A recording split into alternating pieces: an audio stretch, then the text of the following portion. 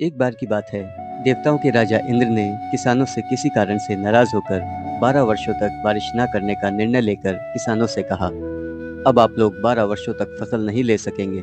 सारे किसानों ने चिंतातुर होकर एक साथ इंद्रदेव से वर्षा करवाने हेतु प्रार्थना की। इंद्र ने कहा, यदि भगवान शंकर अपना डमरू बजा देंगे तो वर्षा हो सकती है।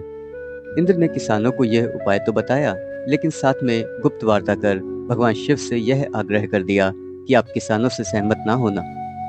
जब किसान भगवान शंकर के पास पहुंचे तो भगवान ने उन्हें कहा, डमरू तो 12 वर्ष बाद ही बजेगा। किसानों ने निराश होकर 12 वर्षों तक खेती ना करने का निर्णय लिया। उनमें से एक किसान था जिसने अपने खेत में काम करना नहीं छोड़ा। वह नियमित रूप से खेत जोतता, गुड़ाई करता, बीज बोने का काम करता रहा। यह माजरा देखकर गांव के किसान उसका मजाक उड़ाने लगे।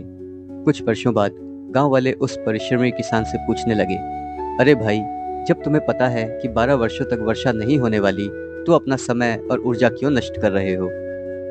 उस किसान ने उत्तर दिया, मैं भी जानता हूँ कि 12 वर्ष तक फसल नहीं आने वाली है, लेकिन यह काम मैं अपने अभ्यास के लिए कर रहा हूँ, क्योंकि 12 वर्ष तक कुछ न करके मैं खेती किसानी का काम भूल जाऊंगा। मेरे शरीर की श्रम करने की आदत छूट जाएगी। इसीलिए यह काम मैं नियमित कर रहा हूँ, ताकि जब 12 वर्ष बाद वर्षा हो तब मुझे अपना काम करने के लिए कोई कठिनाई ना हो। यह तार्किक चर्चा माता पार्वती भी बड़े कौतूहल के साथ सुन रही थी। बात सुनने के बाद माता पार्वती भगवान शिव से सहज बोली, प्रभु, आप भी 12 वर्षों के बाद डमरू बजाना भूल सकते हैं। माता पार्वती की बात सुन भोले बाबा चिंतित हो गए। डमरू बज रहा है या नहीं, यह देखने के लिए उन्होंने डमरू उठाया और बजाने का प्रयत्न करने लगे।